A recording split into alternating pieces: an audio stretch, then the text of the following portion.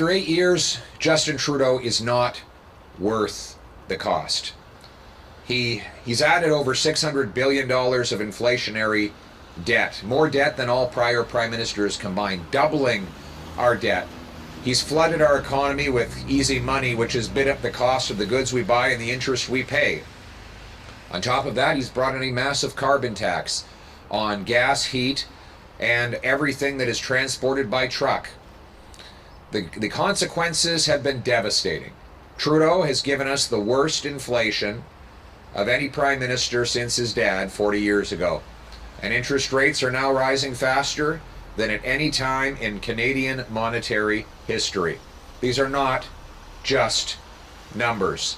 These are humans' lives that Justin Trudeau is screwing up. 2 million people forced to go to a food bank in a single month, a record-smashing number. Because the average mortgage payment is up over 150%, people are losing their homes. And because more and more people are incapable of buying homes due to these high prices, they're all clamoring to compete for a diminished supply of apartments, driving the rent up to record levels. Last month, yet another record rent increase after Trudeau promised to bring rent down. This is forcing middle-class people into homelessness. We've never had middle-class homeless crisis like we do now today. We're talking about nurses and carpenters who live in their cars. This would have been unimaginable before Justin Trudeau, as would the tent cities we now see in every major town in our country. We learned the other day that Halifax has 30 homeless encampments. One city with 30 homeless encampments. We would never have even imagined something like that could happen in Canada before Justin Trudeau. Yet, these are the consequences of his policies, which tax, print, and borrow money, driving up the cost on everybody. It's very simple. The government is rich and the people are poor after 8 years of Justin Trudeau. And what does he do with the money? He spent $54 million on an ArriveCan app we didn't need, didn't work, and could have been designed in a weekend by a couple of IT experts. It's now under criminal investigation. He blew $1 billion on a so-called green fund, whose bureaucrats now admit it's more like the sponsorship scandal.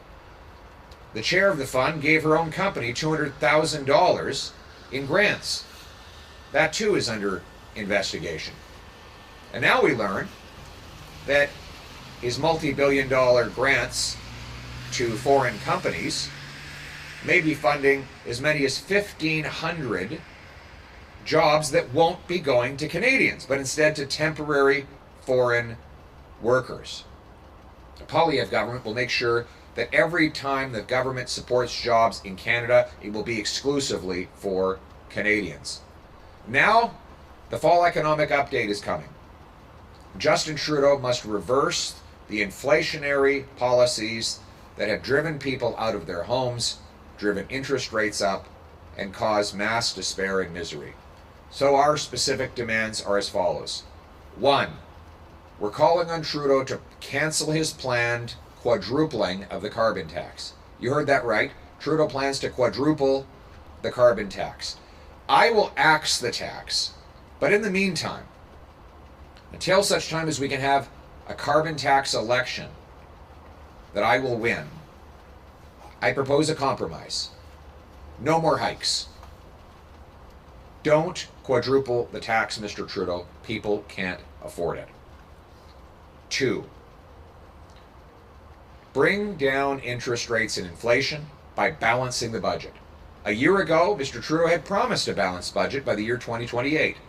6 months later, he announced he was breaking that promise. And all the extra spending that he piled on in the subsequent period has caused inflation to start rising again, forcing the Bank of Canada to keep interest rates high. We have $900 billion of mortgages set to renew into these higher rates over the next 3 years. We have an emergency on our hands to bring rates down before those mortgages renew. So I'm calling on Justin Trudeau to balance the budget so that we can bring down inflation and interest rates. Finally, My third demand is for the government to adopt my plan to build homes, not bureaucracy. Justin Trudeau has a gigantic photo op fund where he sends his minister on a traveling circus, giving out grants to local politicians in exchange for them giving him credit for housing that was already going to be built. The evidence is that this fund is not building any new homes because housing starts are actually down since the program came into place. What's happening is the money is going to build more bureaucracy. We don't need more bureaucracy.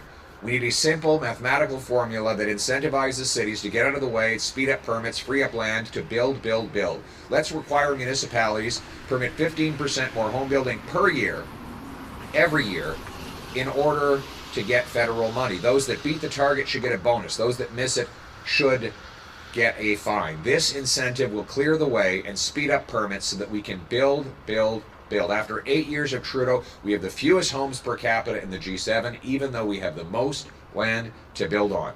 Let's get building now so that our youth, our working class, and our newcomers can put roof overhead. This is common sense. The common sense of the common people united for our common home. Your home, my home, our home. Let's bring it home.